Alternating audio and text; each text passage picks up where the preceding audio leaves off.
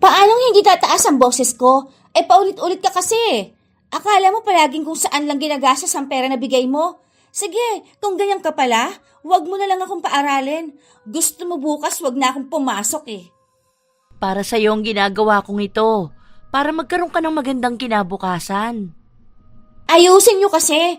Hindi niyo na nga maibigay sa akin ang mga luho ko, tapos kaunting sumbong lang ng Justin Bayot na yon, pagagalitan niyo na ako. Nakakawalang gana naman dito sa bahay na to. Buisit!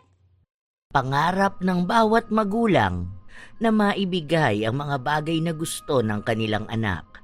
Lalo na kung galing sila noon sa mahirap na pamilya. Lahat ay kaya nilang gawin para lamang maibigay sa kanilang anak ang buhay na hindi nila naranasan noon. Ngunit paano kung ang ganoong klase ng pagmamahal pa pala ang magdadala sa iyong anak sa ugaling hindi mo rin naman ginusto? Paano kung ang pagbibigay ng lahat ay hindi pala magiging sapat sa kanya? Maitatama pa nga ba ni Joanne ang pag-uugali ng kanyang anak kung sa huli ay ito rin ang gagawa ng dahilan para gantihan siya ng lupit na magbibigay pahirap sa kanilang buhay? Ano ba naman to, Ma? Ayoko nga sinabi ng ganyang ulam eh. Nakakadiri naman yung bagoong. Ang baho naman. Anong mabaho dyan, nak? Masarap yan. Subukan mo muna. Ako ang nagluto niyan kanina. Binigyan ko nga ang pinsan mo. Sarap na sarap siya. Paborito niya raw kasi ang ginisang bunga ng malunggay. Subukan mo na. Dati nga nung bata ka, yan laging request mo sa akin eh. No! Ayoko niyan! Paanong hindi yan magugustuhan ni Justin? Patay gutom yon. Mangangati ako dyan, Ma. Mamaya atakihin pa ako ng allergy ko. Kailan ka pa nagkaroon ng allergy sa ganyan? Akala ko pa naman matutuwa ka. Ang tagal ko na kasing hindi nakakapagluto niyan dahil busy rin ako sa trabaho ko. Sana naman kasi tinanong mo muna ako kung anong ulam ang gusto ko. Grilled yempo pa naman ang gusto ko. Tapos yung maayos na plating. Tapos tingnan niyo pa tong mga plato natin, oh. Nasaan na ba yung mga binili ko na magandang plato? Sa susunod ha, ayokong kumain sa ganito kapangit na plato. Wala tuloy ako maipost sa story ko. Nak, kakain ka lang. Bakit kailangan maganda patingnan? Hindi naman lahat ng gagawin o kakainin mo makikita ng mga tao. Kainin mo na yan. Wala na akong pambili niyang gusto mo. Ibinigay ko na sa iyo ang sahod ko para doon sa sinasabi mong project nyo. Nagbayad din ako ng bills. Pinitas ko na nga lang yung ulam natin eh. Ang mahalaga, may biyaya sa mesa. Sa halip na magreklamo ka, sana magpasalamat ka sa grasya. Hindi lahat ng tao nabibigyan ng ganyan dahil marami pa ring nagugutom na mga bata. Hindi ko na problema kung nagugutom sila. Hindi ako kakain. Ayoko yan. Magutom na lang ako.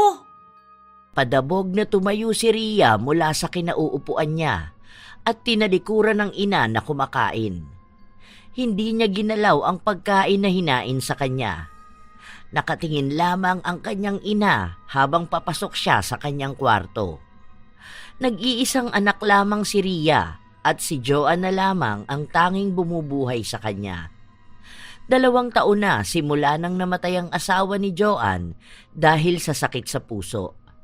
Simula noon, hindi na siya naghanap pa ng iba dahil ang nais niya ay matuunan ng pansin ang kanyang nag-iisang anak. Palagi siyang abala sa trabaho, kaya bibihira lang din siyang magluto para sa kanyang anak. At sa pagkakataon na yon ay hindi man lang tinikman ni Ria. Masama man ang loob ni Joanne, hinayaan na lamang niya ang anak. May natitira pa siyang pera. Kaya ibinili niya ito ng makakain dahil ayaw niyang malipasan ng gutom ang anak. Kinabukasan, maagang umalis si Joanne para pumasok sa trabaho, kaya nag-iwan siya ng almusal para sa kanyang anak. Ngunit umalis si Ria nang hindi yon ginagalaw. Pagpasok ng dalagita sa kanilang silid-aralan, napansin niya ang kanyang pinsan na tila ba patapos nang kumain. Dito ka kumain? Maaga ka bang pumasok? May practice kasi kami kanina, kaya hindi na ako nakapag-almusal sa bahay. Ang sarap nga ng ulam ko eh. Luto ni mama mo kagabi. Ang sarap no? Galing talaga ni tita magluto. Hindi ko tinikman, hindi ako makain yan. Mamaya magka-allergy pa ako. Eksena mo, bakit ka naman naatakihin ng allergy? Ano ka, anak ng mayaman? Nakipagkaibigan ka lang kina Charlie, akala mo pati ikaw kabilang sa apo ng bilyonaryo. Huwag ka nga makialam. Malamang sarap na sarap ka dyan. Wala kang pambili ng pagkain eh. Aasa ka sa bigay-bigay lang. Hindi naman masarap yung ganyan. Alam mo, pinapasama mo lang ang loob ng mama mo. Kawawa naman siya. Pagod na nga sa trabaho niya tapos babaliwalain mo lang ang niluto niya para sa'yo. Sana man lang tinikman mo, di ba? Hindi kumibo si Ria. Inirapan niya lang ang pinsan bago siya lumapit sa mga kaibigan. Mabilis na natapos ang araw at may usapan silang magkakaibigan na lalabas sila pagkatapos ng klase. Oo nga. Basta ipinangako ko sa inyo na sagot ko ang iced coffee natin. May pera ako rito. Kabibigay lang ni Mommy. Sabay-sabay silang apat na naglalakad palabas ng silid-aralan at may kalakasan ang kanilang usapan. Naghihiyawan pa ang mga kaibigan ni Ria at sinasabi na sagutin niya na rin ang ibang pagkain na gusto nilang bilhin. Hindi naman tumanggi ang dalagita at ipinagmamalaki ang tungkol sa pera na ibinigay sa kanya ng kanyang ina. Dahil sa narinig ni Justin, hindi na niya napigilan na lapitan ng pinsan para kausapin ito. Ano yung iniyayabang mo? Mami-mami ka pa dyan? Mama lang ang tawag mo kay tita. Tapos ngayon rich kid ka na? Wala na nga maipambayad si tita sa tubig, kaya nakiusap siya kay mama na sa susunod na sahod na lang siya magbabayad. Tapos ngayon yung pera na ibinigay sa'yo, ipanlilibre mo lang sa kanila? Bakit ba ang hilig mong bakialaman ng diskarte ko? Gusto kong maging masaya at ang sabi sa akin ni Mama, lahat na magpapasaya sa akin ibibigay niya. Bakla ka ba, Justin? Ang hilig mo kasing makisawsaw sa buhay ng ibang tao eh. Para kang hindi lalaki dyan sa ginagawa mo. Dapat tahimik ka lang, pinapakialaman ang sarili mong buhay. Kung bakla man, edi bakla na. Pero pagsasabihan at pakikialaman pa rin kita. Kasi awang-awa na ako sa mama mo. Makita mo rin naman sana na nagpapakahirap siya. Huy, mahiya ka naman sa sarili mo. Magkano yung iced coffee na ililibre mo sa kanila? Tapos ang mahal ng slice ng cake dun. Kung sana iniipon mo yung pera mo tapos sa mama mo igastos. Malapit na Mother's Day oh. Baka naman maisipan mong mama mo naman ang unahin mo. Eh kung naaawa ka pala, ikaw ang magbigay. Tabi nga dyan, paharang-harang ka. Ang ganda ng mood ko, sisirain mo lang. Tabi! Muntikan pang matumba si Justin nang hawiin siya ng pinsan. Dahil wala na rin namang pinapakinggan si Ria, napailing na lamang siya. Ang dalagita naman ay pinuntahan ng mga kaibigan niyang kanina pa naghihintay sa kanya. Halos maubos na niya ang pera niya dahil sa mahal ng kanyang binayaran. Madilim na nang makarating siya sa kanilang bahay. Naabutan niya ang ina na nagtutupi ng mga damit. "Andyan ka na pala, nak. May ulam na dyan sa kusina. Kumain ka na. Bakit nga pala ngayon ka lang umuwi?" Marami po akong inasikaso sa school. Kumain na rin po ako. Magpapahinga na ako. Nasayang yung pagkain kaninang umaga. Napanis lang. Bakit hindi ka kumain? Nagmamadali na kasi akong pumasok. May mga kailangan akong ayusin eh. Kinulang na nga ang pera ko sa pambili ng projects. Ano pala yung sinasabi ni Justin kanina? Lumabas daw kayo ng mga kaibigan mo at nilibre mo sila? Saan galing ang pera mo? Hindi mo naman ginastos yung binigay ko para doon sa project nyo. Tapos yung pera pa para sa printing ng research nyo. Nakita mo na nga na pagod ako. Ang dami mo pang tinatanong sa akin. Yan kasi ang hirap sa inyo kapag si Justin ang nagsasabi, pinapaniwalaan ninyo. Hindi ko siya basta pinaniniwalaan. Kaya nga nagtatanong ako sa'yo ng maayos. Hindi naman ako nagagalit eh. Eh hindi ka naman pala nagagalit eh. Bakit kailangan pong tanungin sa akin? Hindi ka nalang mag-focus niya sa tinutupi mong damit. Magtatanong-tanong ka pa eh. Hirap na nga ako sa pag-aaral ko. Huwag mong taasan ang boses mo kapag kausap ako. Paano hindi tataas ang boses ko? Eh paulit-ulit ka kasi. Akala mo palagi kung saan ko lang ginagastos ang pera na bigay mo? Sige, kung ganyan ka rin pala, huwag mo na lang akong pag-aralin. Gusto mo bukas wag na akong pumasok eh. Para sa ang ginagawa kong ito, para magkaroon ka ng magandang kinabukasan. Ayusin nyo kasi. Hindi nyo nga maibigay sa akin ang mga luho ko eh. Tapos kaunting sumbong lang ng Justin Bayot na yun, pagagalitan nyo na ako. Nakakawalang gana naman dito sa bahay na to. Buhisit! Napahawak ang ginang sa kanyang dibdib nang sandaling makaramdam siya ng kirot dahil sa mga salitang lumabas sa bibig ng kanyang anak. Tila ba hindi na siya nakaramdam pa ng paggalang mula kay Ria. Sa paglipas ng mga araw, hindi nagbago ang asta ni Ria. Napapadalas pang sinisigawan niya ang kanyang ina. Hindi naman magawa ni Joanne na saktan ng anak dahil ayaw niyang dampian ito ng kanyang palad. Noon kasing kabataan niya, palagi siyang nakakaranas ng pangmamaltrato mula sa kanyang mga magulang. Kaya ipinangako niya sa kanyang sarili na kapag nagkaroon na siya ng anak ay hindi nun mararanasan ang masaktan. Kaya kahit na anong sama ng ugali ni Ria, hindi niya ito magawang madisiplina sa paraang masasaktan nito. Happy Mother's Day, tita. Para po sa inyo. Ay, hala, salamat dito. Mother's Day pala ngayon. Nakakahiya naman, may letters at chocolate pa ako. Siyempre naman po, ikaw ang nag-iisang favorite tita ko eh. Kaya may ganyan ka talaga. Bakit po? Hindi pa ba kayo binibigyan ni Ria ng regalo? Hindi pa rin ako binabati eh. Baka nakalimutan niya lang. Nasaan po ba siya ngayon? Wala ba siya dyan sa bahay nyo? Umalis sila ng mga kaibigan niya. Ang sabi niya sa akin, may tinatapos daw silang activities eh. Nagbigay nga ako ng pambayad para sa ambagan nila. Activities po? Wala na kaming ginagawa ngayon dahil malapit na ang bakasyon.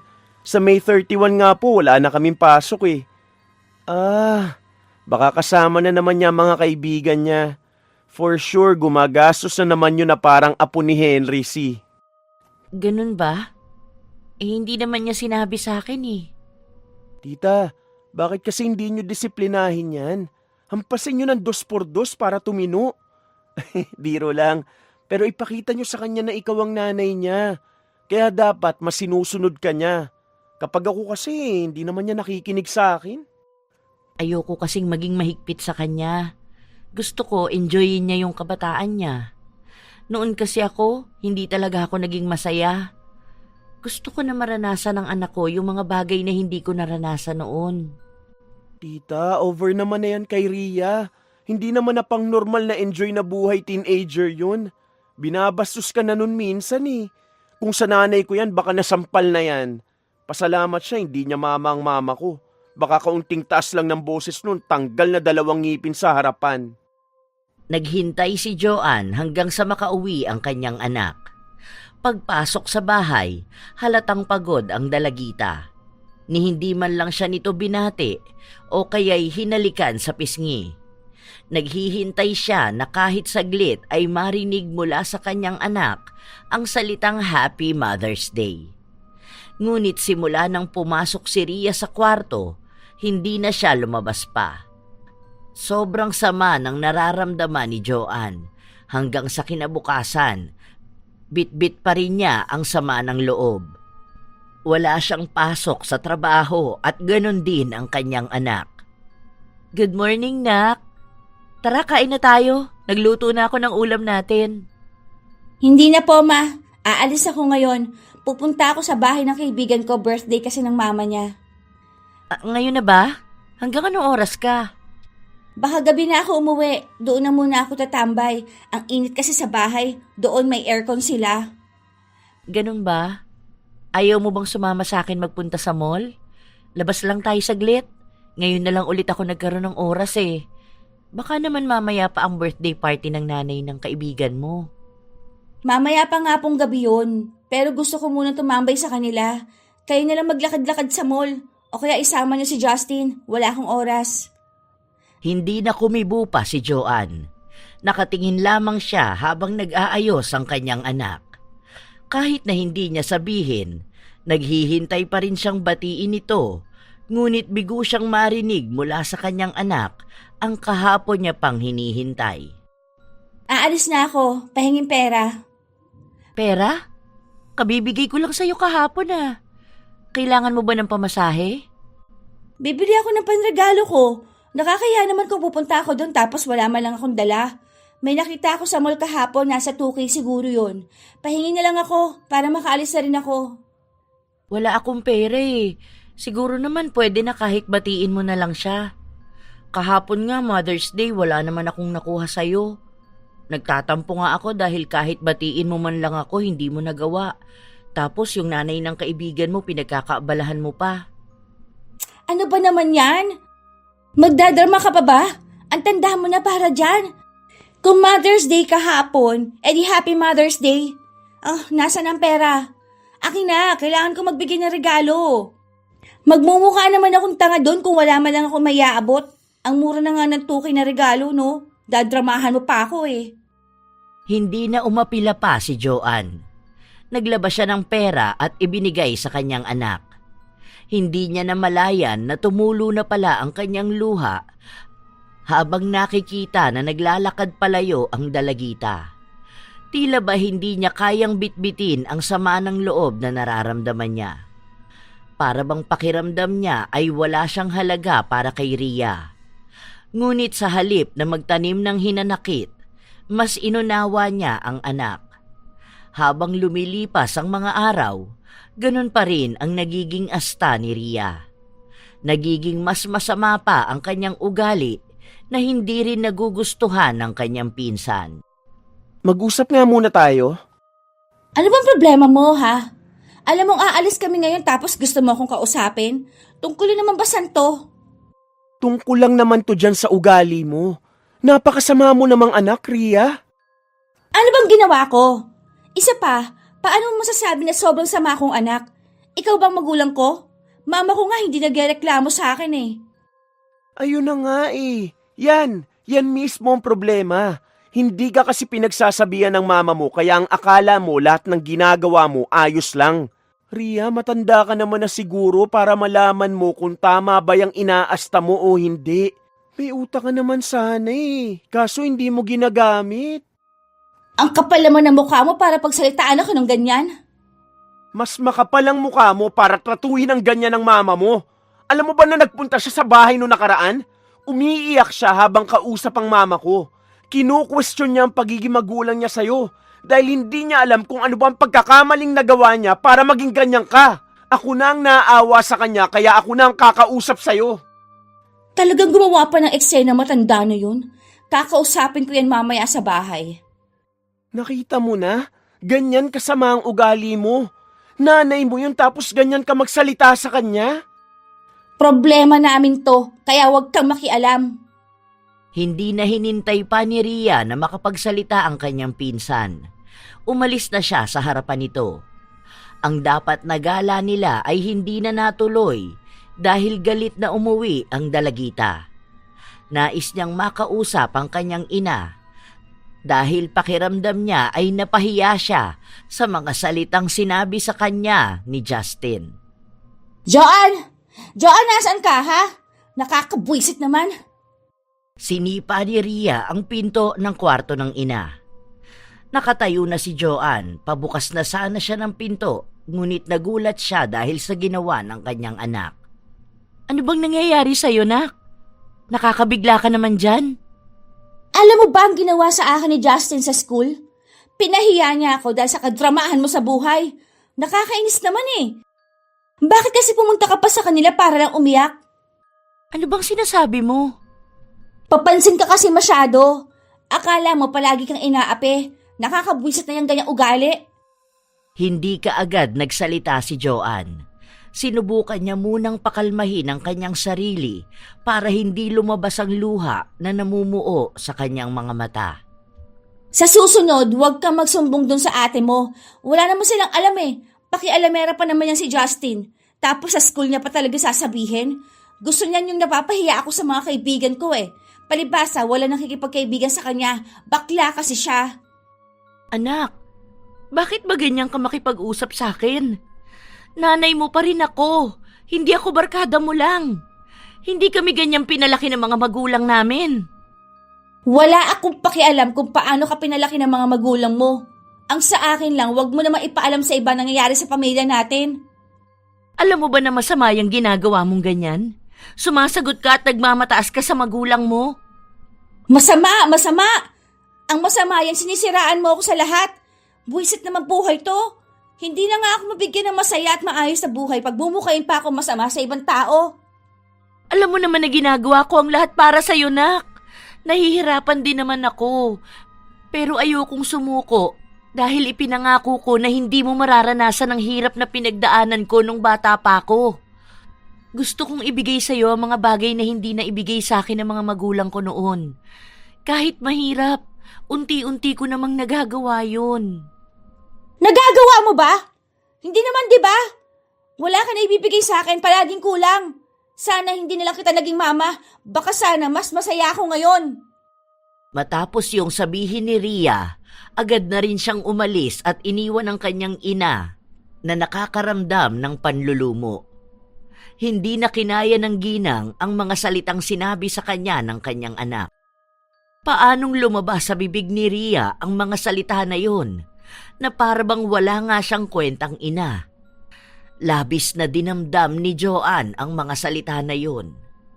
Lalo na at kahit nakatira sila sa iisang bubong ng kanyang anak, hindi siya pinapansin nito. Isang gabi, nilutuan ni Joanne ang anak ng paborito nitong ulam para subukan na kausapin itong muli. Ilang araw na rin kasi silang hindi nagkikibuan at hindi na kaya pa ni Joanne na tumagal pa yun lalo. Nak, tara, sabay na tayong kumain. Luto na yung paborito mong ulam. Hindi ako nagugutom, kainin mo na lang yan. Isabay mo na lang ang paborito mong pamangkin. Hanggang ngayon ba ganyan ka pa rin makitungo sa akin? Bakit ba? Sino ba nagsabi na dapat galangin ng magulang? Anak, hindi ganyan ang itinuro namin ng tatay mo sa'yo noon. Para namang hindi mo alam kung bakit kailangan galangin ng magulang. Basta ako, ayoko na. Siguro tumira na lang tayo sa bahay na to ng normal na tao. Kahit na hindi tayo magpansinan. Gawin mo responsibilidad mo bilang ina, tapos ako mamumuhay ako sa sarili ko. Ganun na lang siguro. Gusto ko na rin naman maging malaya, no? Kahit na anong panunuyo ni Joanne sa anak, nanatiling matigas ang puso ni Ria. Sa paglipas pa ng mga linggo, tinupad ng dalagita ang sinabi niya. Magkasama sila sa iisang bahay, ngunit para silang hindi magkakilala. Inaabutan siya ng ina ng pera habang siya naman ay nagpapatuloy sa pag-aaral. Nang sumapit ang bakasyon, palagi pa rin siyang nasa labas kasama ang kanyang mga kaibigan at ang pera na ginagastos niya na panlibre ay galing sa kanyang ina. Isang araw, nagpasama si Joanne sa pamangkin niya upang humanap ng mabibiling regalo para sa nalalapit na kaarawan ng anak. Naku, tita, dapat hindi mo na lang regaluhan yung sutil mong anak. Hanggang ngayon nga parang hindi ka nanay ituring. Kung ako sa'yo, bigyan mo yan ng malalang leksyon para matauhan. Tulungan mo na lang akong pumili kung anong bagang bibilin ko para sa kanya. Ito na lang kaya, no? Ganito yung mga style na gusto niya Kayo na lang po ang magdesisyon.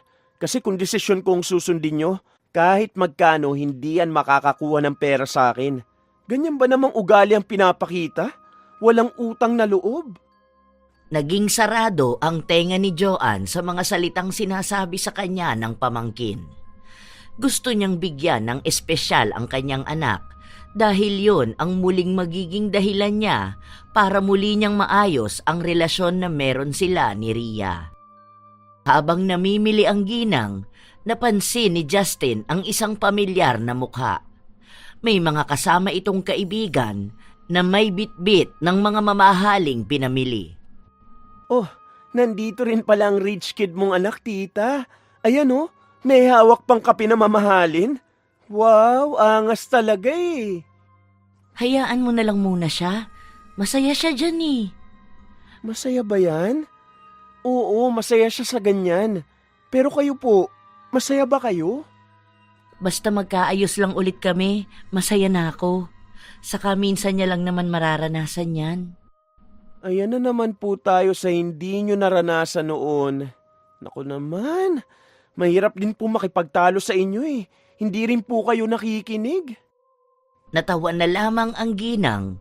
Saglit niya ring sinulyapan ang kanyang anak na tila hindi pa rin alam na naroon siya.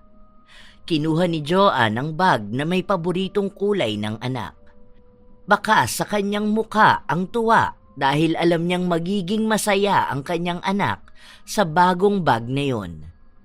Pinaglaanan niya talaga ng pera ang presyo ng bag dahil alam niyang hindi pumapayag si Ria kung sa tiyanggi lang niya bibilhin ang bag. Wait lang tita ha, naiihi na talaga ako. Sige na, hihintayin na kita rito. Nagmamadali si Justin na tumakbo papasok sa banyo, habang ang ginang naman ay nakatayo lang sa isang gilid. Ilang sandali pa ay may bumangga sa kanya, at sa lakas nun ay nabitawan niya ang bag na pinamili niya. Lumabas ito mula sa lagayan kung saan dumikit ito sa kapeng nasa sahig din. Naku, baka masira to. Ano ba naman yan? Bakit pa paharang-harang ka kasi sa dinaraanan namin?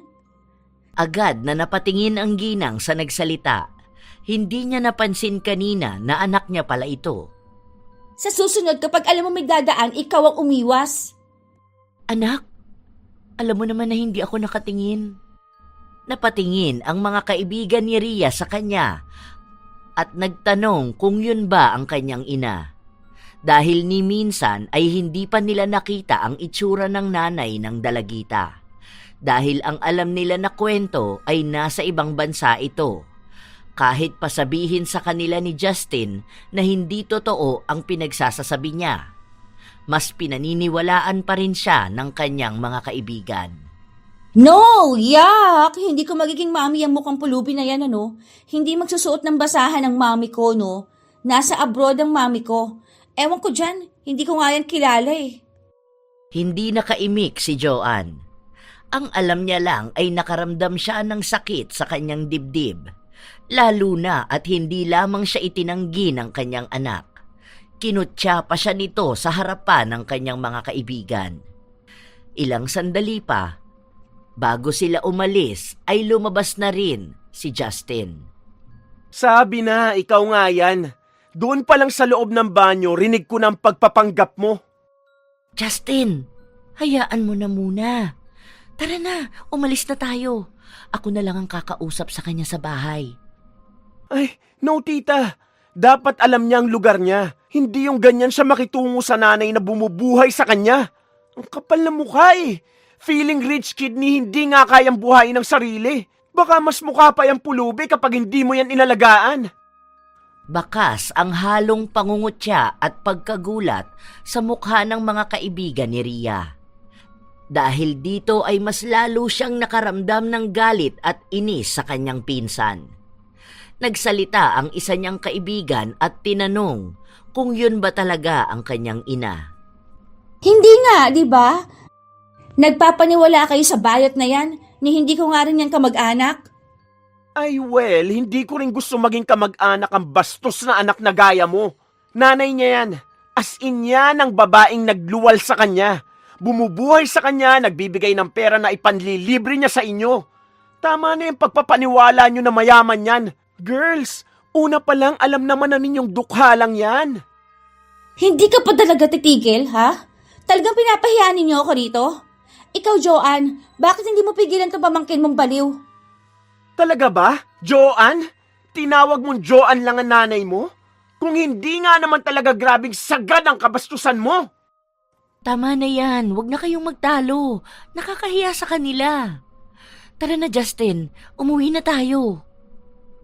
Marami pang nais na sabihin si Justin, ngunit pilit siyang hinihila ni Joanne. Nakakaramdam na rin kasi ng hiya ang ginang, lalo na at ang dami na ring tao na nakakarinig sa kanilang usapan. Pasalamat ka nandito ang mama mo para pigilan ako, dahil baka nasampal na kita. Gigil na ako sa'yo, Ria! Mas lalo naman akong gigil na rin sa kabaklaan mo. Ang hilig mong pakialaman ng buhay ng ibang tao. Sinasabi ko sa'yo, mararanasan mo rin ang karma dahil sa pambabastos na ginagawa mo sa mama mo. Hindi mo alam kung gaano kalala ang kasalanan mong to. Hindi na nagsalita pa si Rhea dahil tuluyan na ring nahila ni Joanne ang pamangkin palayo. Ang dalagita naman ay kinausap ang mga kaibigan niya at sinabi sa kanila na hindi totoo ang mga sinabi ni Justin. Gumagawa lang daw ng dahilan ang pinsan niya para siraan siya at mawala ng kaibigan. Kinabukasan, umuwi si Rhea na tanging galit ang nararamdaman.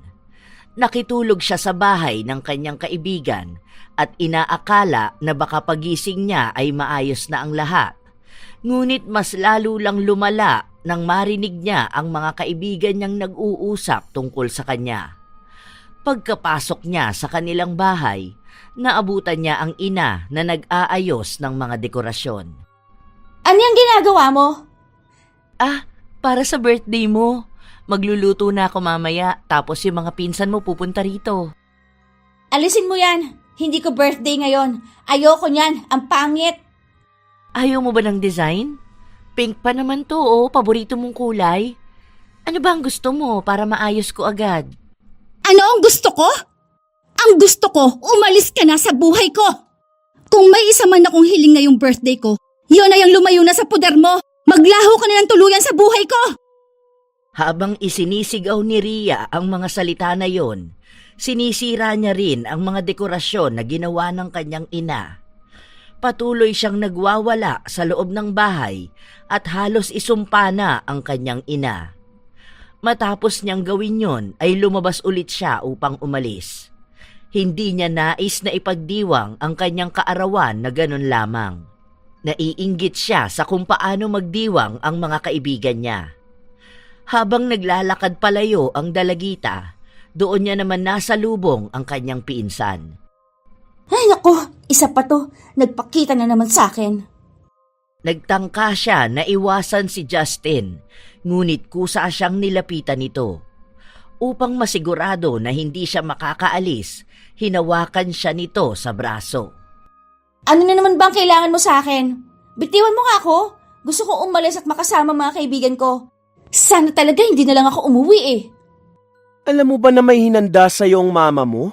Tapos aalis ka lang basta? Alam ko, kaya nga ayoko sa bahay eh. Ginagawa akong bata.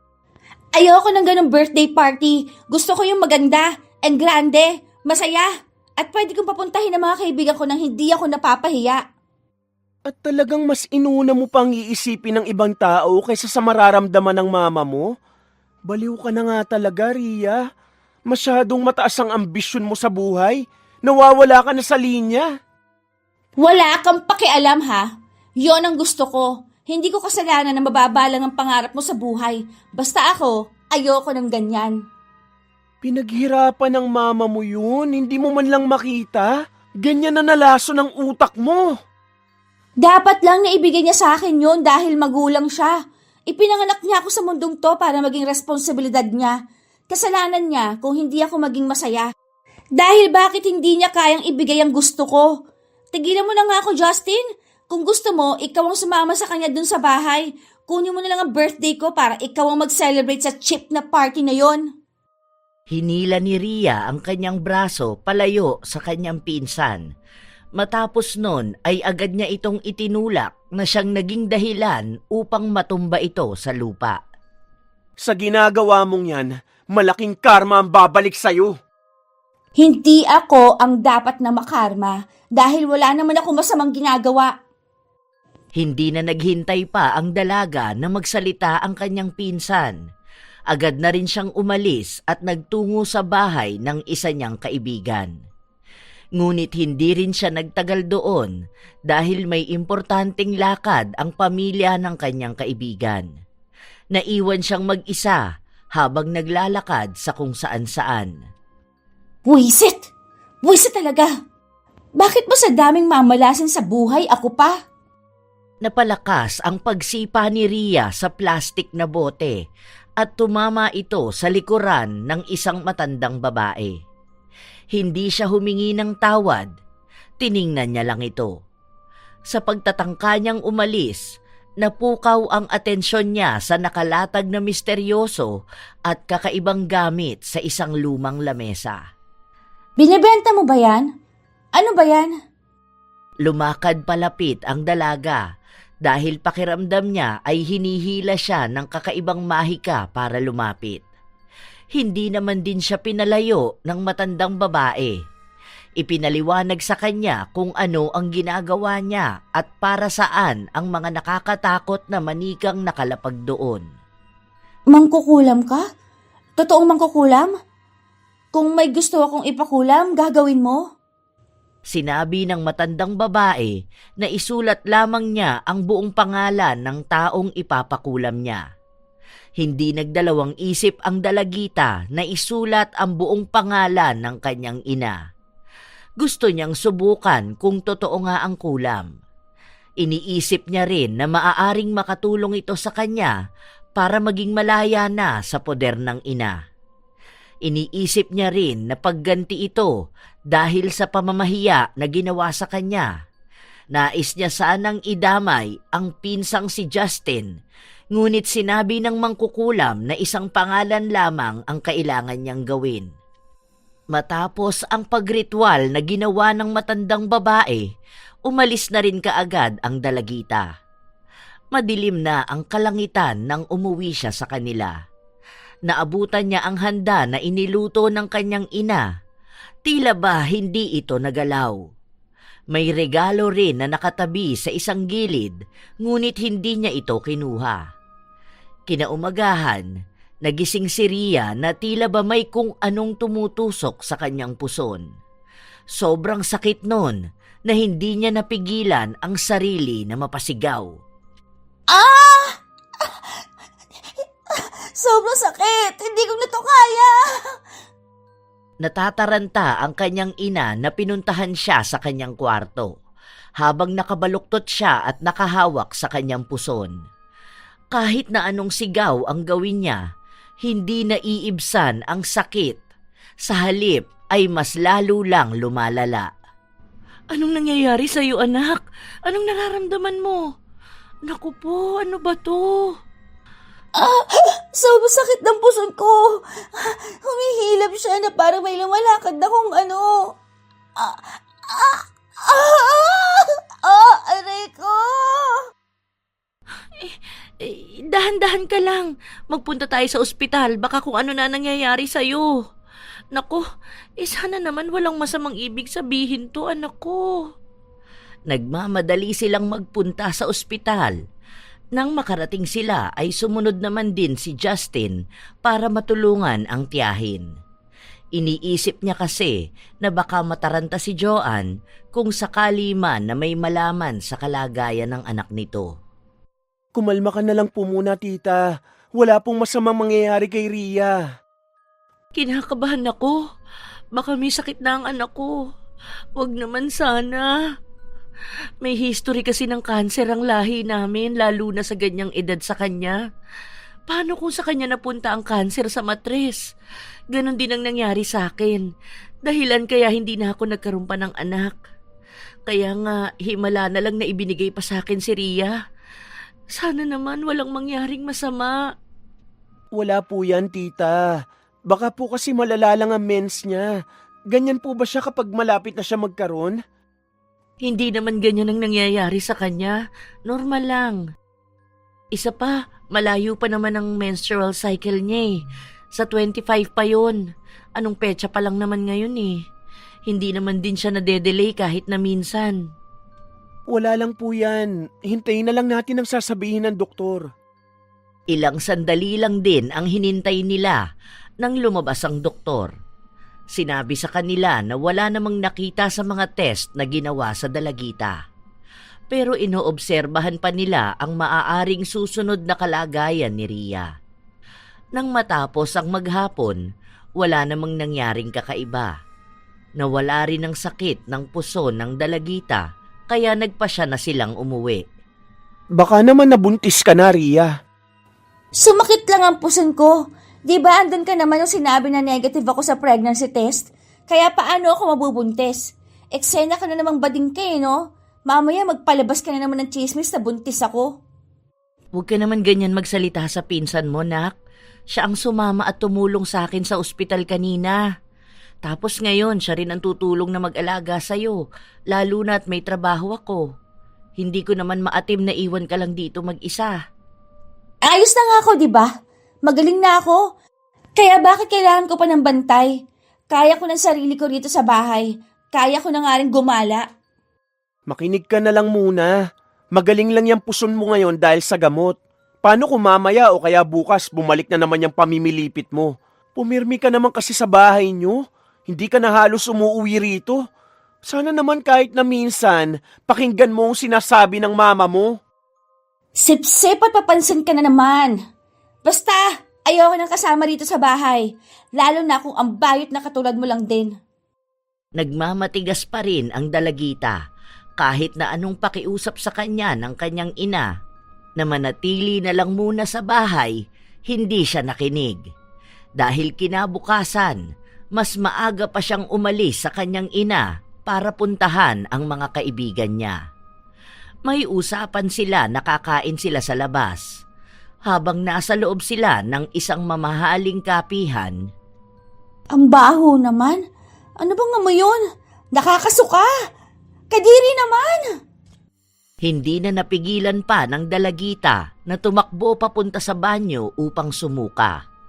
Habang lumalala ang baho na naaamoy niya, sunod-sunod naman siyang nasusuka. Matapos ang ilang minuto, nagpunta siya sa lababo upang magmumog. Ano ba itong nangyayari sa akin? Bakit bigla na lang ako nakaramdam ng pagsusuka? Bakit ako lang ang nababahuan?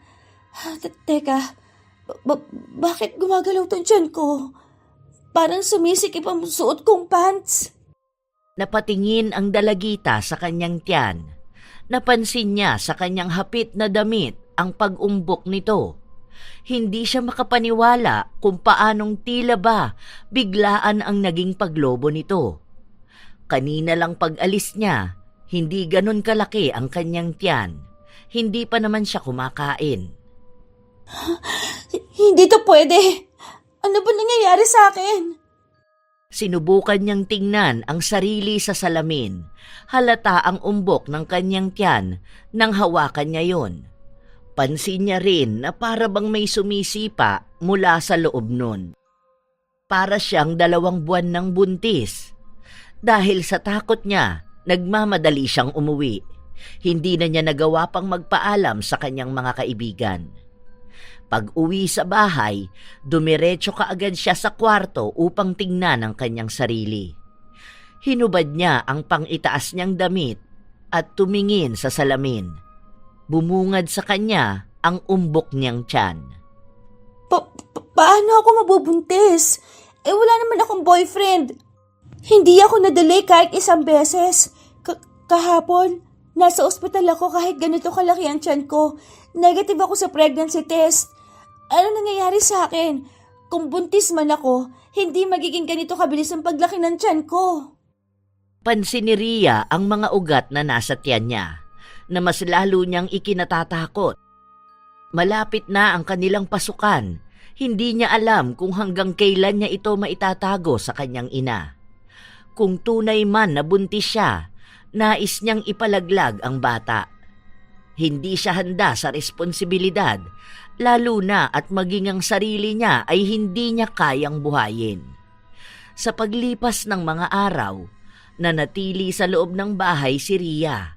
Kahit naayain siya ng mga kaibigan niya, sinasabi niya na marami siyang ginagawa at gusto niya munang magpahinga sa bahay. Palagi ring maluluwag na damit ang suot niya. Hindi siya sumasabay sa kanyang ina para kumain. Kailangan kong makahanap ng manghihilot. Hindi pa rin natatanggal ang bata sa sinapupunan ko. Palihim na lumabas ng bahay si Rhea para puntahan ang nakita niyang manghihilot. Lahat gagawin niya para lang maalis ang sagabal sa kanyang buhay. Nang makarating siya sa bahay ng matandang manghihilot, sinabi niya ang kalagayan niya. Noong una ay pinainom muna siya ng isang mapait na erbal na gamot. Isinuka niya pa yon noong una, ngunit sa pangalawa niyang pag-inom ay naubos niya yon. Pinahiga na rin siya ng babae upang simula na ang paghilot sa kanyang tiyan. Siguraduhin niyo na maaalis yung bata sa tiyan ko. Hindi ko alam kung paano nangyaring nabuntis ako ng ganun lang kabilis. Ilang beses na kinapa ng manghihilot ang tiyan ni Ria at bakas na rin ang pagtataka sa mukha ng matanda. Kaya tinanong ni Ria kung bakit hindi pa siya nagsisimula. Anong ibig mong sabihin na walang laman ang tiyan ko? Hindi ako buntis? Kung hindi ako buntis, bakit pakiramdam ko may sumisipa sa tiyan ko? Bakit bigla na lang yung lumaki? Tignan mo maigi. Baka naman mali ka lang ng kapa. Bilisan mo na. Ayoko umuwi sa bahay na may malaking tiyan. Malapit ng pasokan namin. Magbabayad ako ng doble. Basta alisin mo lang yan. Nagpatuloy ang matandang manghihilot. Ngunit katulad ng sinabi sa kanya kanina, walang laman ang tiyan niya at hindi siya buntis. Mangilang ulit pa siyang binigyan ng iba't ibang herbal na gamot, ngunit hindi siya dinugo kahit na isang patak man lang. Kahit na hinilot na ang tiyan niya, wala pa ring nagbabago. Dahil sa labis na pagtataka, sinabi ng matandang babae na baka may gumagawa ng ritual sa kanya. Ritual? Anong ritual ang tinutukoy mo? Parang sa pangkukulam ba?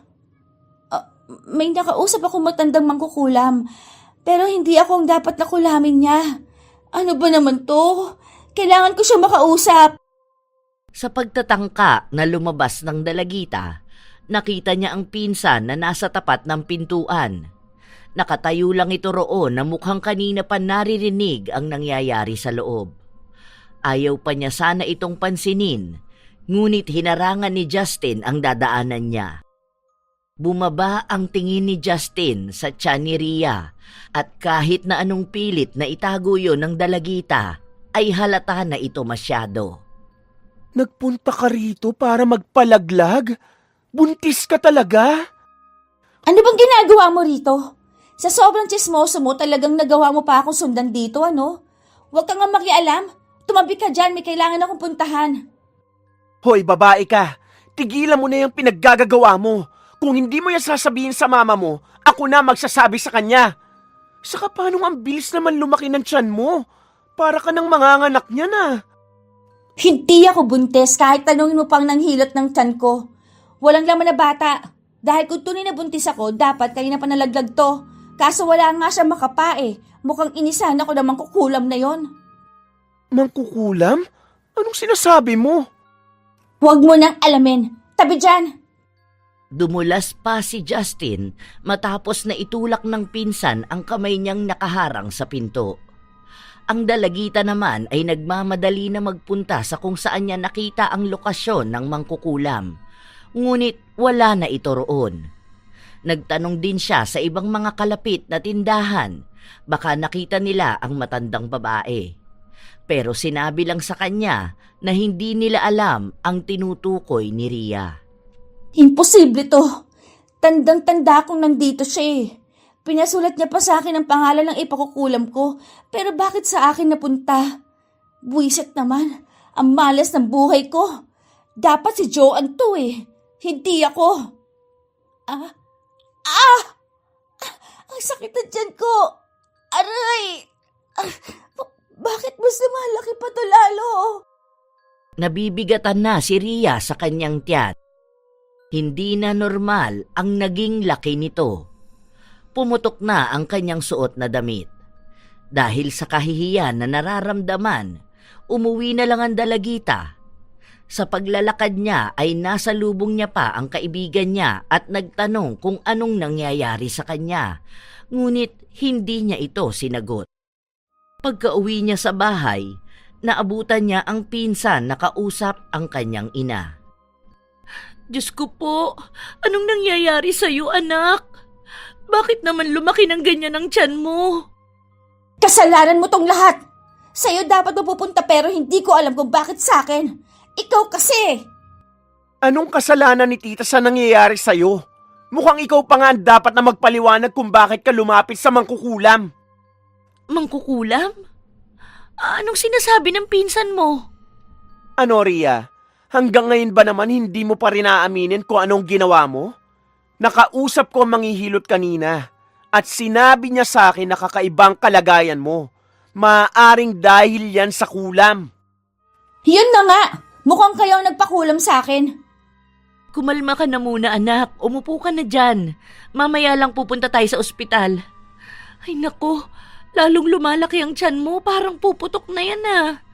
Huwag naman sana. Hindi doktor ang kailangan niyan, tita. Kailangan po niyan ay albularyo. Halata naman nakakaibang nangyayari sa kanya. Tingnan niyo, oh, hindi niya na mabuhat ang tiyan niya.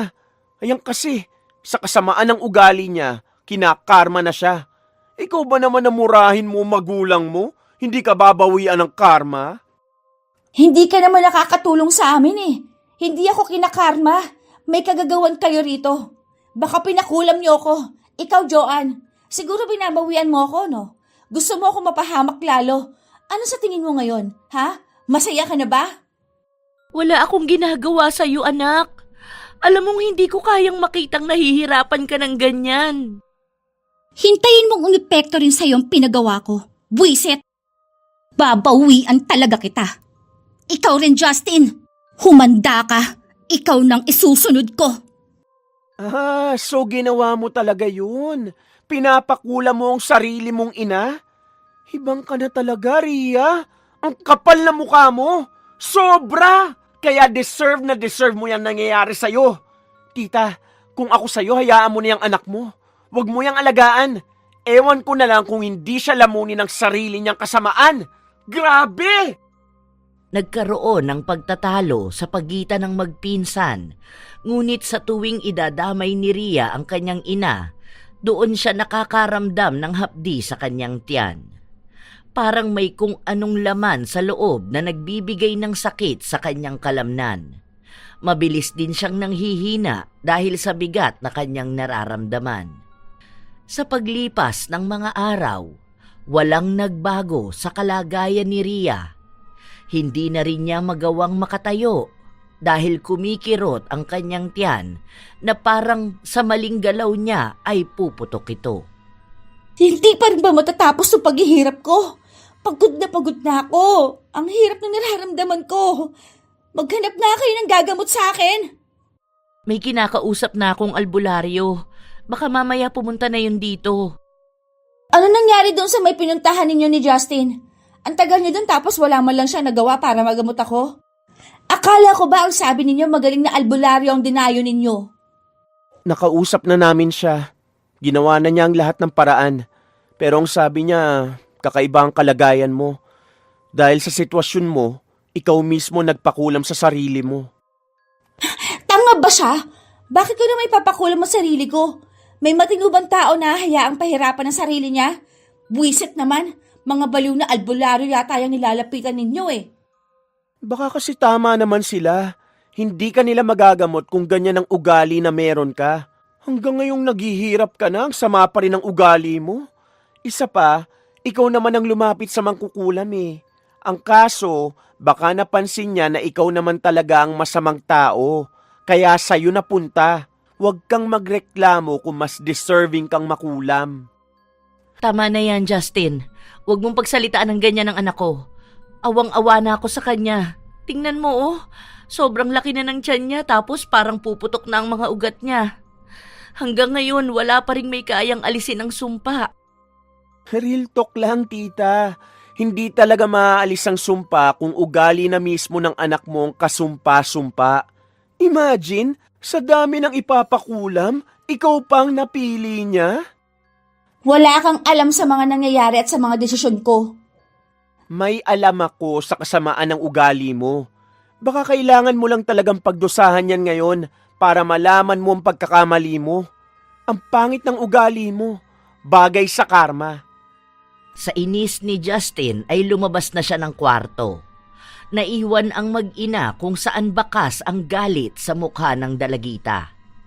Hindi niya gusto ang mga salitang lumabas sa bibig ng kanyang pinsan, ngunit hindi siya makaapila dahil may sakit siya. Ano na? Hindi pa ba darating ang albularyo? Sana naman matinunay ang nakuha ninyo ah.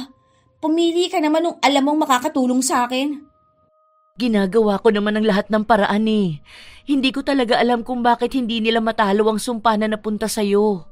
Sana nga sa akin na lang napunta yan. Ayokong makitang nahihirapan ka ng ganyan. Sa'yo naman talaga dapat to eh. Hindi ko alam kung bakit ako ang nagdurusa.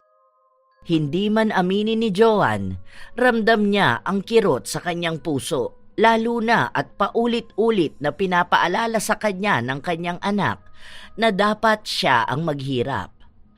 Mahal niya ang kanyang anak, kaya tinatanggap na lamang niya ang mga salitang sinasabi nito sa kanya. Malapit nang gumabi nung dumating ang albularyo. Hindi naman sila nag-aksaya pa ng oras para mag-asikaso sa gagawin nitong ritual. Ayusin mong panggagamot mo sa akin. Baka isa ka sa mga walang kwenta at peking albularyo na nanghuhut-hut lang ng pera. Pero mga wala namang alam sa ginagawa nila. Alam mo, ikaw na nga lang ang gagamutin niya, ikaw pa mapagmataas. Aba malamang, trabaho na yan eh. At binabayaran natin siya. Hindi yan trabaho, Ria. Kasi kung ayaw niya talagang alisin niyang sumpa mo, hindi yan pupunta rito. Saka donation lang ang hinihingi niya. Matuto ka naman magpakumbaba sa ibang tao. O kala mo, obligasyon niya pang alisin niyang sumpa na kagagawan mo rin naman mismo? Huwag na muna kayong magtalo kahit na ngayon lang. Nakakahiya naman at baka makaistorbo pa tayo sa gagawing ritual ng albularyo. Hindi na nagsalita pa si Justin, kahit na ang dami niya pang nais na sabihin. Nagsimula na rin ang albularyo na magsindi ng mga kandila at mag-orasyon. Mga ilang beses na namatay ang kandila kahit na hindi pa siya tapos sa pag-usal ng kanyang ritual. Doon pa lang, alam na ng albularyo na may mali sa mga nangyayari. Maayos na po ba ang kalagayan ng anak ko? Mawawala na po ba ang sumpa ng kulam sa kanya? Sinabi ng albularyo na susubukan niya ulit. Ngunit katulad kanina, namatay lang din kaagad ang kandila. Doon na ipinaliwanag ng matandang albularyo na hindi niya kayang alisin ang kulam kay Ria. Dahil yon ang klase ng kulam na ang kaluluwa niya mismo ang nakipagkasundo. Noong panahon na isinagawa ang ritual, pumayag siya na dumikit sa kadiliman. Siya mismo ang humiling ng kulam para sa kanyang sarili. Isa ka pa rin walang kwenta pala eh, at gunggong na albularyo. Palabasin niyo na nga yan dito. Dagdag lang siya sa perwisyo. Manahimik ka na muna. Hintayin mong matapos ang sinasabi niya. Kaya hindi ka gumagaling eh. Bakit kailangan pang hintay ng sasabihin niya? Hindi pa ba sapat na wala siyang kakayahan? Hindi siya tunay na albularyo. Nagalit ang matanda at sinabi kay Ria na walang kahit na sino ang makakapag-alis sa kanya ng sumpa maliban na lang sa taong nagpataw sa kanya noon. Malakas ang mangkukulam na mas pinalakas pa ng kasunduan niyang sinang-ayunan noon. Wala akong sinang-ayunan nun. Ang alam ko lang, ipinasulat niya sa akin ang pangalan ng taong kukulamin ko at hindi naman pangalan ko ang inilagay ko. Pakiramdam ko ibang pangkukulam tong ginawa sa akin eh. Nagpaalam na ang albularyo upang umalis. Hindi na niya kayang magtagal pa sa loob ng bahay na yon dahil sa pag-uugali ng dalagita. Masyado na raw siyang minamaliit nito at hindi pinaniniwalaan ang kakayahan na hawak niya simula pa noon. Parang awa niyo na po. Please, tulungan niyo po ang anak kong gumaling. Ulitin niyo na po ang pag-oorasyon. Alam ko po na kaya niyo yan. Naniniwala ako sa kakayahan niyo. O hindi kaya, ilipat niyo na lang po sa akin ang sumpa. Sige, kahit na hindi na yung magamot pa, basta wag lang ang anak ko ang magdurusa. Humingi ng paumanhin ang albularyo at sinabing hindi niya talaga magagawang magamot ang dalagita. Ngayon lamang siya nakatagpo ng ganong klase ng kulam. Nagawa na niyang makipaglaban sa malalakas at makapangyarihang mangkukulam noon, ngunit hindi niya kailanman matatalo ang klase ng sumpa na ginawa kay Ria. Pinagsabihan lang siya na maaaring si Ria lamang din ang makapaggagamot sa kanyang sarili. Dahil una pa lang ay siya naman ang nagdala sa sarili niya sa ganoong klase ng pagdurusa. Hindi na napigilan pa ni Joanne na umalis ang albularyo. Pakiramdam ng ginang, hindi na niya matutulungan pa ang anak. Sa paglipas ng mga araw, nanatiling nakaratay sa kanyang higaan si Ria. Hindi na siya nakapasok pa at hindi niya ipinaalam sa kanyang mga kaibigan ang nangyari sa kanya. Ikinahihiya niya ang itsura niya. Papasok na muna ako sa trabaho, nak. Ang pinsan mo, mamaya kapag natapos sa school nila, pupunta na siya rito. Bakit mo ko iiwan mag-isa? Anong klaseng magulang ka? Nakita mo na ngang hindi ako makakilos, tapos hahayaan mo lang ako rito? Hindi pwedeng wala ako sa trabaho. Ilang araw na akong hindi nagpapakita sa trabaho ko. Baka bigla na lang akong tanggalin. Paano na tayo niyan kung wala akong magiging kabuhayan?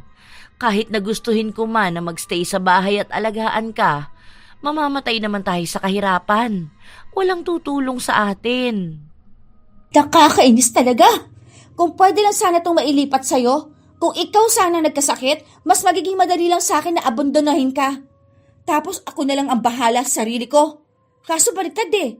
Ako pa rin na nagdurusa hanggang ngayon. Kung alam mo lang kung paano ko ipanalangin na sana ako na lang ang nahihirapan ng ganyan. Ayaw kung ikaw ang makaranas ng ganyan, anak. Sana nga nung pinakulam mo ko, sa akin na lang tumama. Kung pwede lang akong lumuhod sa mangkukulam na gumawa sa'yo niyan, para sa akin na niya ipasa. Hindi tumuloy si Joanne sa kanyang trabaho. Dahil sa sobrang bigat ng nararamdaman ng kanyang dibdib, hindi na niya napigilan pa ang sarili na magsalita at ilabas ang tila ba tampo na matagal na niyang kinikimkim. Masama ba akong ina? Nagkulang ba ako bilang isang magulang? Bakit kailangan mong magalit sa akin ng ganito? Dahil hindi mo naibigay sa akin ang mga bagay na gusto ko. Ang dami mong pagkukulang bilang magulang. Hindi ako masaya. Kung tingin mo, kulang ang lahat ng kaya ko, pasensya ka na. Dahil tao lang din ako. Isang magulang na gustong iparana sa iyo ang buhay na hindi ko naranasan. Alam mo bang hindi ako nagkaroon ng maayos na pag-aaral? Ilang beses akong bumalik sa elementarya dahil madalas akong huminto para tulungan ng mga magulang ko. Gumigising ako ng maaga, nagbibilad sa arawan para maglako ng paninda. Nakikita ko ang mga kaedaran ko na masayang naglalaro. Nung nagdalaga ako, hindi man lang ako makabili ng magandang bestida. Kailangan pa naming maghintay ng bigay mula sa pinaglumaan nila. Nakikita ko ang mga kaedaran ko nagpapakasaya sa buhay nila, habang ako, walang ibang choice kundi ang kumayod. Sa dami ng mga bagay na hindi ko naranasan, ipinangako ko sa sarili ko na kahit na kailan, hindi mararanasan ng anak ko ang ganong buhay. Ipaparanas ko sa kanya ang buhay na hindi ko nakuha noon. Kaya kahit na ano, handa akong gawin maging masaya lang ang kabataan mo at ang buhay mo. Kahit hirap na ako. Hindi ko akalain na kahit pala anong gawin ko, kung ikaw mismo ang hindi nakakakita nun, walang mangyayari. Bakit parang sa akin mo na isinisisi ang lahat? Hindi kita sinisisi. Gusto ko lang malaman mo na hindi lahat ng taong kaedad mo nararanasan ang buhay na meron ka. Ang saya, pagiging malaya at pag-aaral na inirereklamo mong hindi ko maibigay nang sobra sa hangad mo ay bagay na pangarap ng iba para sa sarili nila. Sana makita mo mismo sa sarili mo kung anong meron ka na wala sa iba. Huwag yung palaging wala ka na hinahangad mo katulad ng ano ang meron sa iba. Tama nga ang albularyo. Paano kung ikaw mismo sa sarili mo makatuklas ng tunay na gamot sa pagdurusa mo? Ayoko man aminin sa sarili ko. Pero paano kung tama nga sila? Sa sobrang pagmamahal na ibinigay ko sa'yo, nakalimutan kitang disiplinahin. Lahat ng pambabastos mo sa akin, dulot lang din ang pangungunsinti ko sa ugali mo. At katulad sa nangyayari sa'yo ngayon, maaaring bunga ito ng sarili mong kamalian. Patawad, anak, kung hindi ko maibigay ang gusto mo. Patawad kung sa sobrang pagmamahal ko, ganyan ang naging ugali mo. Na dumating pa sa puntong ako mismo ang unang taong naisip mo na nais mong ipakulam at magdusa. Patawad. Hindi na napigilan pa ni Joanne na maiyak habang sinasabi ang mga salita na yon. Lumabas din siya ng kwarto at hindi na naghintay pa kung magsasalita ang kanyang anak. Maraming luha ang nailabas ng ginang at ang mga salitang binigkas niya kanina ay tila ba naging kabawasan sa bigat na bitbit ng kanyang dibdib. Sa buong araw na yon, naging tahimik ang buong bahay. Inaasikaso ni Joanne ang kanyang anak hanggang sa dumating galing sa paaralan si Justin. Teka po, ang aga niyo naman yatang umuwi. Hindi ako pumasok sa trabaho. Hindi ko na kinaya ang sama ng loob ko kanina eh. Nasabi ko na ang lahat ng hinaing ko sa anak ko. Hindi ko alam kung tama yun, pero naging magaan ang paghinga ko. Ganyan po talaga yon, tita. Sana po ang mga salitang sinabi mo kay Rhea ang magbukas ng isipan niyang tanggapin ang anumang pagkakamali niya. Lumipas ang mga araw, nanatiling tahimik si Rhea. Tila ba ang daming bagay na bumabagabag sa kanyang isipan. Patuloy siyang inaasikaso at inaalagaan ng kanyang ina, kahit na pagod ito galing sa trabaho o kaya ay kulang sa tulog dahil maaga pa rin itong gumigising. Dahil sa ginagawang yun ni Joanne, nakakaramdam na ng konsensya ang kanyang anak. Hanggang isang gabi, dumalaw si Justin at tumambay ito sa kwarto ng kanyang pinsan. Bigla kayatang naging tahimik nito mga nakaraang araw. Wala kang rant tungkol sa mama mo, sa nararamdaman mo, sa nangyayari sa'yo.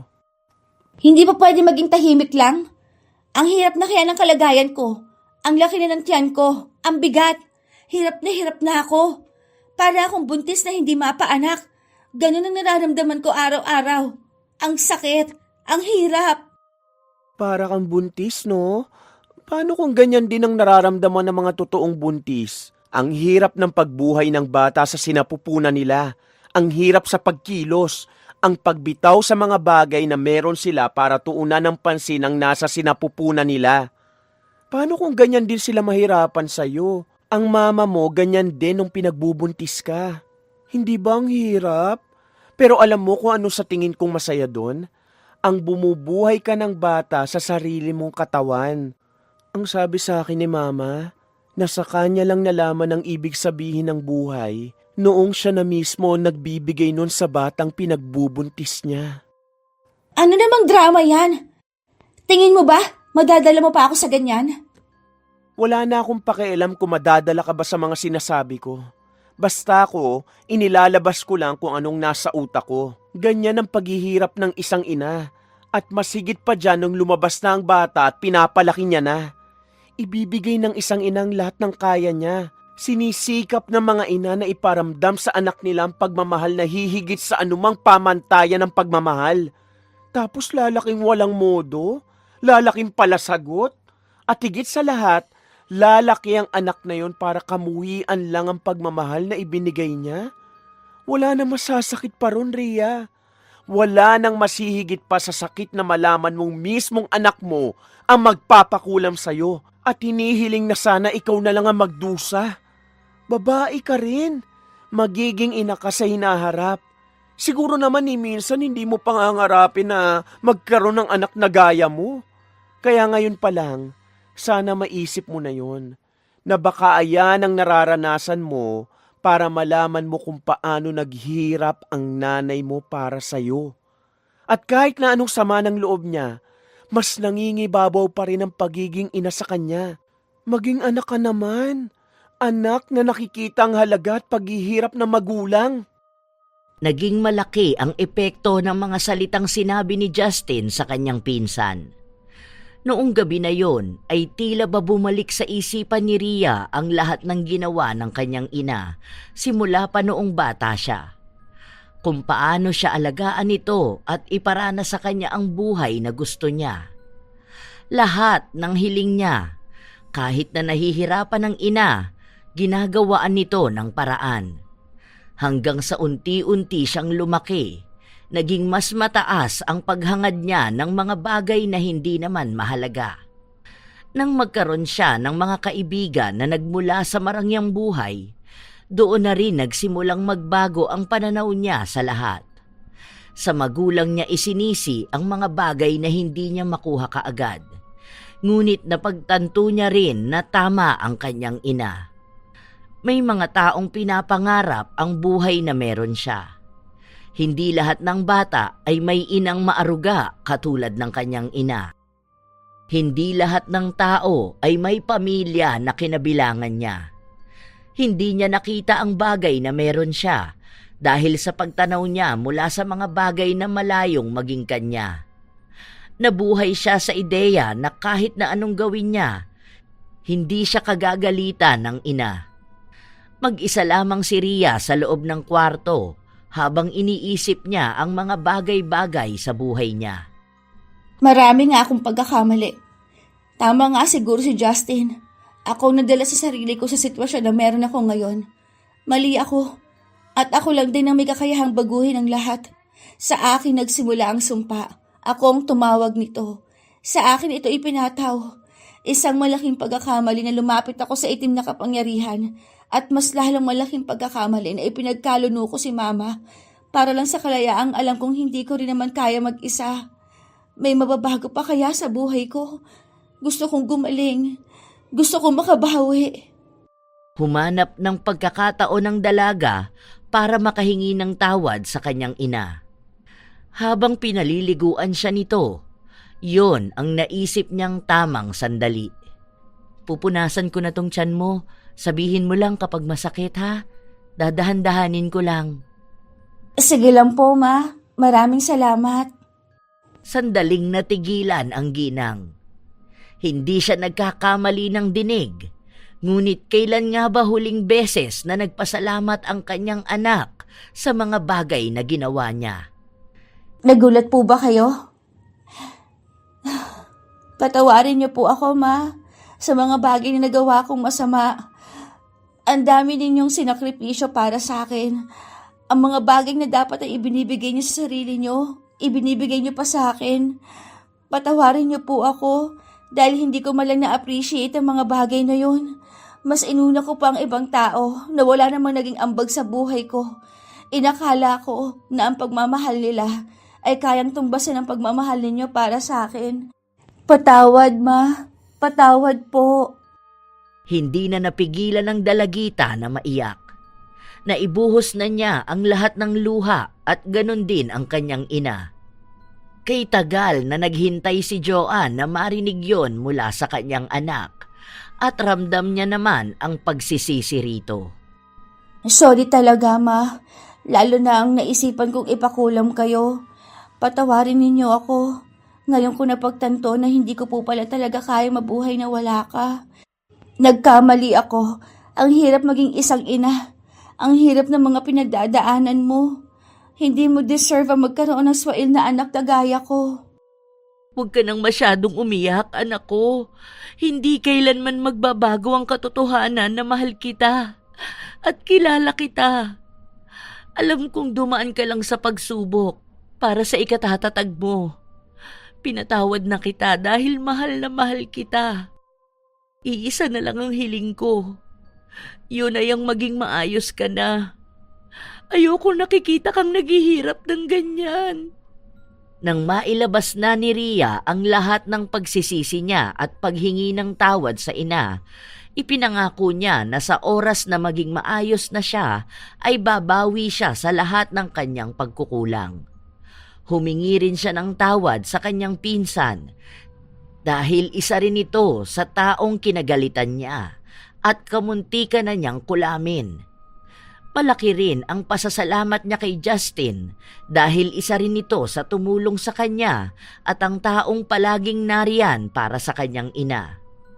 Sa paglipas ng mga araw at linggo, nakakaramdam ng kaunting kaginhawaan at pagbabago si Rhea.